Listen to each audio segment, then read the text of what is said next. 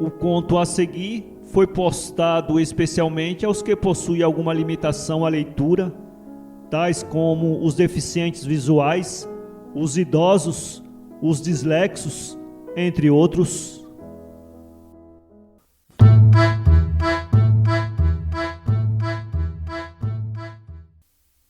Este livro foi gravado nos estúdios da Fundação Dorina Noil para cegos. Lido por Antônio Sérgio Grell. Evolução. Autor Machado de Assis.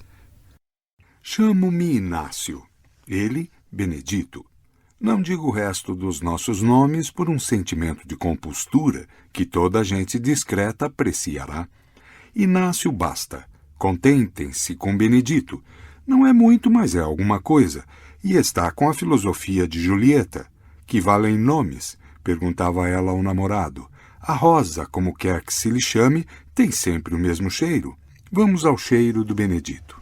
E desde logo assentemos que ele era o menos Romeu deste mundo. Tinha 45 anos quando o conheci. Não declaro em que tempo, porque tudo neste conto há de ser misterioso e truncado. 45 anos e muitos cabelos pretos. Para os que não eram, usava um processo químico tão eficaz que não se lhe distinguiam os pretos dos outros, salvo ao levantar da cama. Mas ao levantar da cama não aparecia ninguém. Tudo mais era natural. Pernas, braços, cabeça, olhos, roupa, sapatos, corrente do relógio e bengala.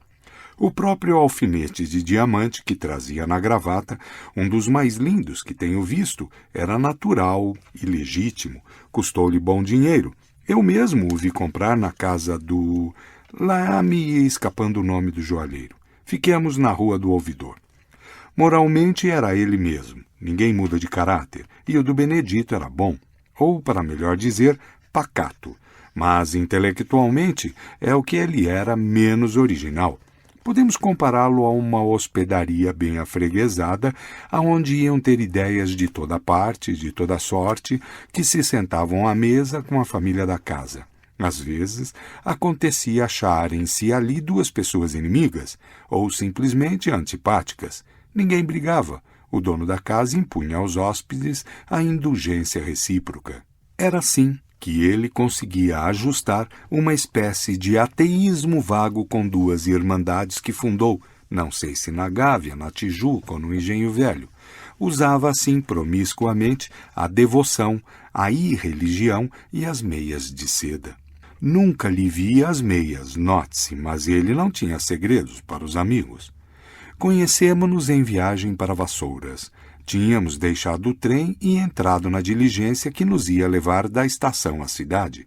Trocamos algumas palavras e não tardou conversarmos francamente, ao sabor das circunstâncias que nos impunham a convivência, antes mesmo de saber quem éramos.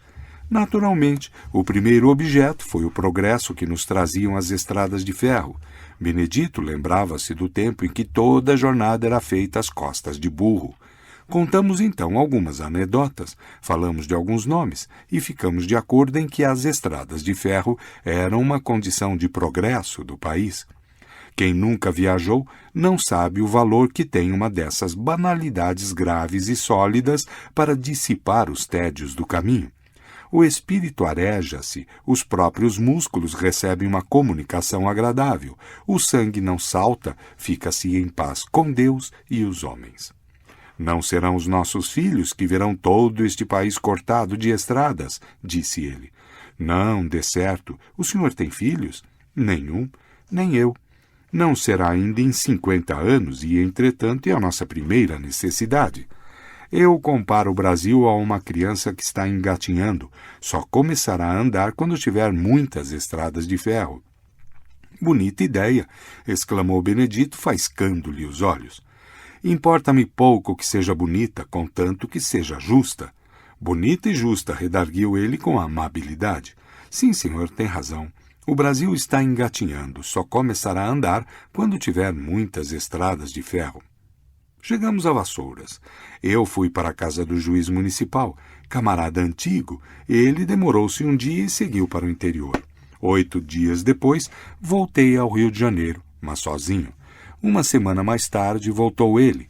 Encontramo-nos no teatro. Conversamos muito e trocamos notícias. Benedito acabou convidando-me a ir almoçar com ele no dia seguinte. Fui, deu-me um almoço de príncipe, bons charutos e palestra animada. Notei que a conversa dele fazia mais efeito no meio da viagem, arejando o espírito e deixando a gente em paz com Deus e os homens. Mas devo dizer que o almoço pode ter prejudicado o resto. Realmente era magnífico, e seria impertinência histórica pôr a mesa de Lúculo na casa de Platão. Nota. Lúculo, general romano cujo nome virou sinônimo de gula. O nome de Platão é uma referência a banquete, diálogo filosófico sobre o amor. Fim de nota. Entre o café e o conhaque, disse-me ele, apoiando o cotovelo na borda da mesa e olhando para o charuto que ardia. Na minha viagem agora, achei a ocasião de ver como o senhor tem razão com aquela ideia do Brasil engatinhando. Hã? Sim, senhor, é justamente o que o senhor dizia na diligência de Vassouras. Só começaremos a andar quando tivermos muitas estradas de ferro. Não imagina como isso é verdade. E referiu muita coisa, observações relativas aos costumes do interior, dificuldades da vida, atraso, concordando, porém, nos bons sentimentos da população e nas aspirações de progresso. Infelizmente, o governo não correspondia às necessidades da pátria. Parecia até interessado em mantê-la atrás das outras nações americanas. Mas era indispensável que nos persuadíssemos de que os princípios são tudo e os homens nada. Não se fazem os povos para os governos, mas os governos para os povos. E abissus abyssum invocati. Nota. Abissus abyssum invocati, em latim. Uma desgraça leva a outra. Fim de nota. Depois foi mostrar-me outras salas. Eram todas alfaiadas com apuro. Mostrou-me as coleções de quadros, as moedas, de livros antigos, de selos, de armas. Tinha espadas e floretes, mas confessou que não sabia esgrimir. Entre os quadros vi um lindo retrato de mulher. Perguntei-lhe quem era. Benedito sorriu. Não irei adiante, disse eu sorrindo também.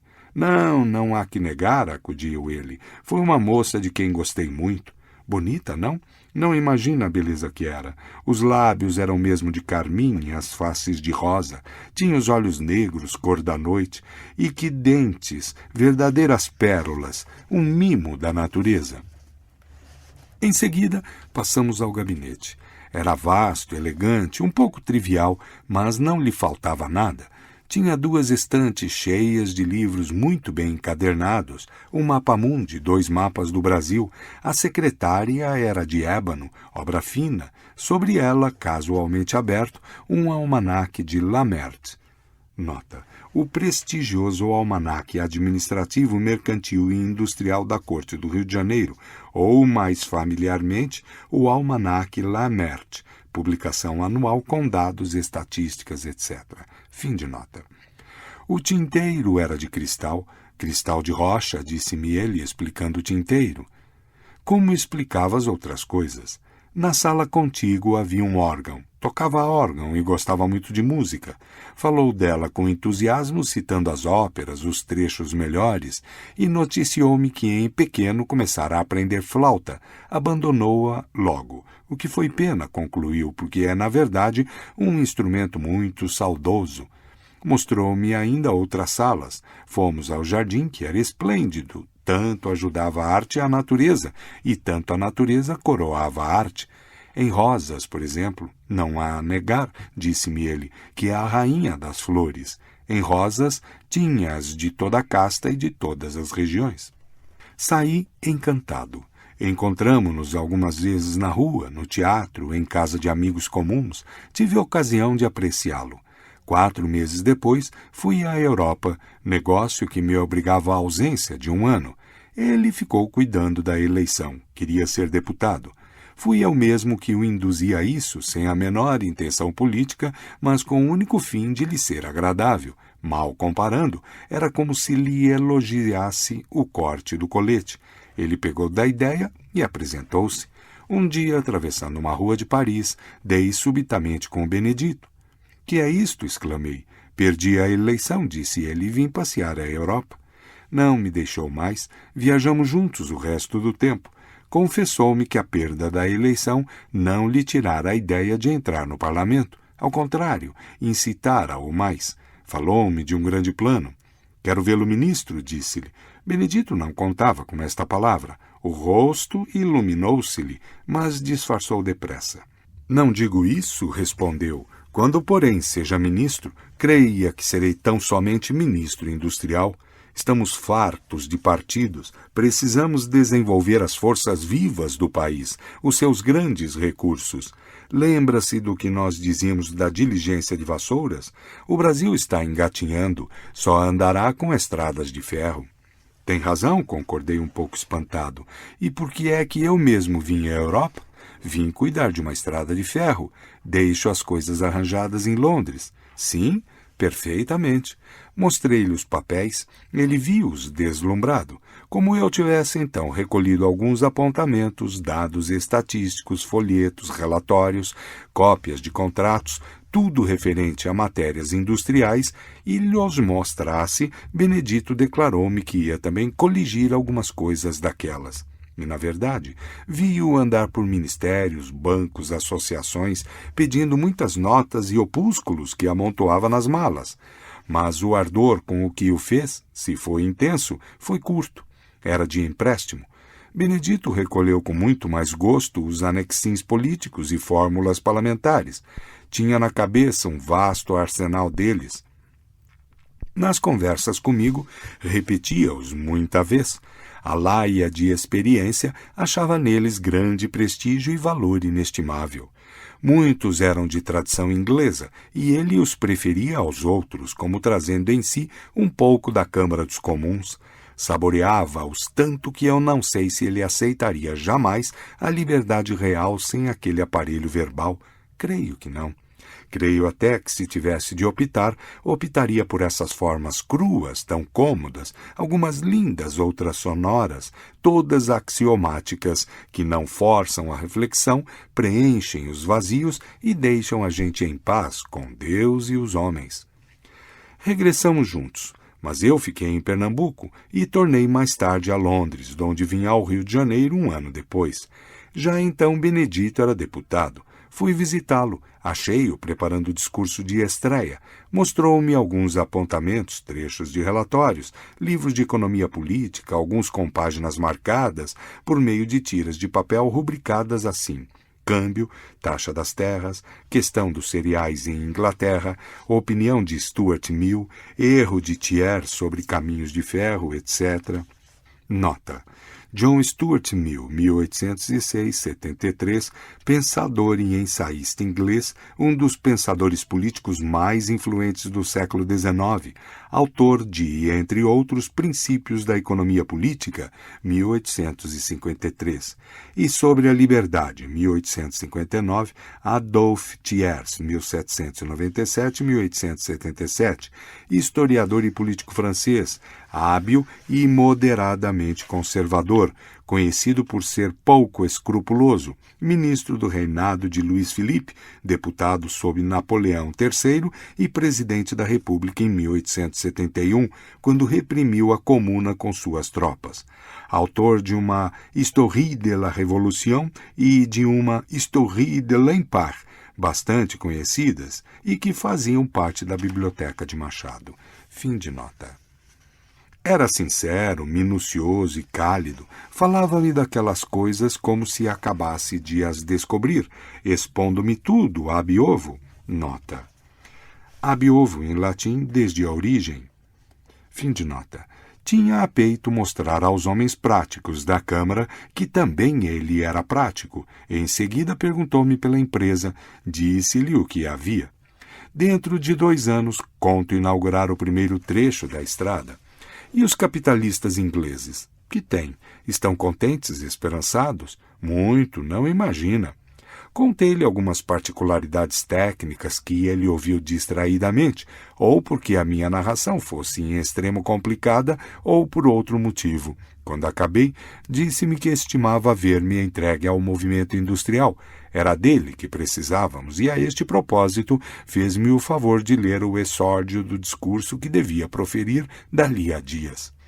Está ainda em borrão, explicou-me, mas as ideias capitais ficam, e começou. Aspas, no meio da agitação crescente dos espíritos, do alarido partidário que encobre as vozes dos legítimos interesses, permiti que alguém faça ouvir uma súplica da nação.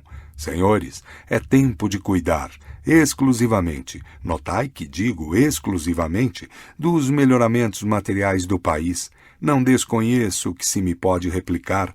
Dir-me-eis que uma nação não se compõe só de estômago para digerir, mas de cabeça para pensar e de coração para sentir.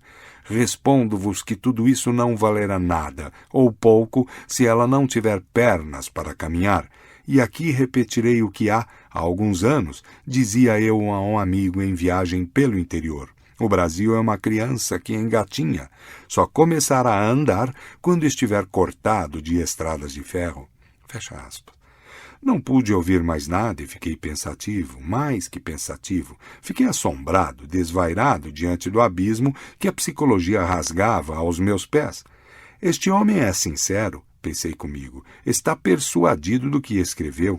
E fui por aí abaixo até ver se achava a explicação dos trâmites por que passou aquela recordação da diligência de Vassouras.